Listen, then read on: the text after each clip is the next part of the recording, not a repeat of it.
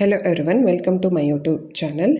ಇವತ್ತಿನ ವಿಡಿಯೋದಲ್ಲಿ ಶಿಕ್ಷಕರ ನೇಮಕಾತಿ ಅಪ್ಡೇಟ್ ಬಗ್ಗೆ ಹಾಗೆ ಇವತ್ತು ನಡೆದಿರುವ ಪ್ರತಿಭಟನೆಯ ಬಗ್ಗೆ ಕೂಡ ಕಂಪ್ಲೀಟ್ ಅಪ್ಡೇಟನ್ನು ನೀಡ್ತಾ ಇದ್ದೀನಿ.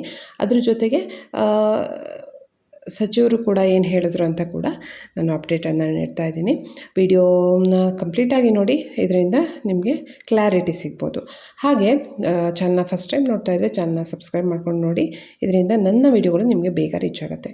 ನೋಡಿ, ಇವತ್ತು ಪ್ರತಿಭಟನೆ ನಡೀತಾ ಇದೆ. ಒಂದು ಕಡೆ ಒತ್ತಡವನ್ನು ಹೇರ್ತಾ ಇದ್ದೀವಿ.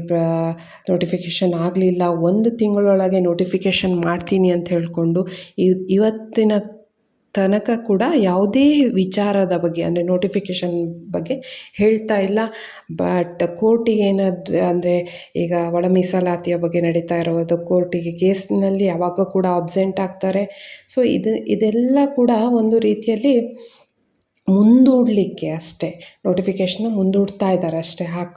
ಮಾಡುವ ಉದ್ದೇಶ ಇದ್ದಿದ್ದರೆ ಇಷ್ಟೊತ್ತಿಗೆ ಮಾಡಿಬಿಡ್ಬೋದಿತ್ತು. ಬಟ್ ಯಾವುದೇ ರೀತಿಯಲ್ಲಿ ಮಾಡಲಿಕ್ಕೆ ಇವರಿಗೆ ಯಾವುದೇ ಉದ್ದೇಶ ಇಲ್ಲ. ಏನಂದರೆ ಆಸ್ಪಿರೆಂಟ್ಸ್ನ ಒಂದು ಮಾಡ್ತೀವಿ ಅಂತ ಹೇಳೋದಷ್ಟೇ.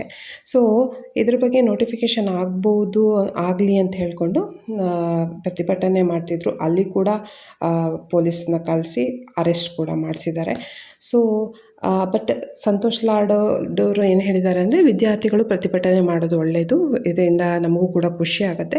ಬಟ್ ತಾಂತ್ರಿಕ ಕಾರಣಗಳಿದೆ ನಾವು ನೋಟಿಫಿಕೇಷನ್ ಮಾಡಲಿಕ್ಕೆ, ಯಾವುದೇ ತಾಂತ್ರಿಕ ಕಾರಣಗಳಿರೋದು ನಿಮಗೂ ಕೂಡ ಗೊತ್ತಿದೆ ಅಂತ ಹೇಳ್ಕೊಂಡು ಒಂದು ಸ್ಟೇಟ್ಮೆಂಟನ್ನು ಕೊಟ್ಟಿದ್ದಾರೆ. ಬಟ್ ಮೈನ್ ಉದ್ದೇಶ ಅಂತೂ ಕ್ಲಿಯರಾಗಿ ಗೊತ್ತಾಗ್ತಿದೆ, ಇವರಿಗೆ ನೋಟಿಫಿಕೇಷನ್ ಸದ್ಯದ ಮಟ್ಟಿಗೆ ಮಾಡಲಿಕ್ಕೆ ಯಾವುದೇ ರೀತಿಯ ಇಷ್ಟ ಇಲ್ಲ ಅಂತ ಹೇಳ್ಕೊಂಡು. ಸೊ ನೋಡೋಣ, ಪ್ರತಿಭಟನೆಯನ್ನು ಮುಂದುವರಿಸ್ಬೇಕು. ನಿಮಗೇನು ಅನಿಸುತ್ತೆ ಅಂತ ಕಮೆಂಟ್ ಮಾಡಿ.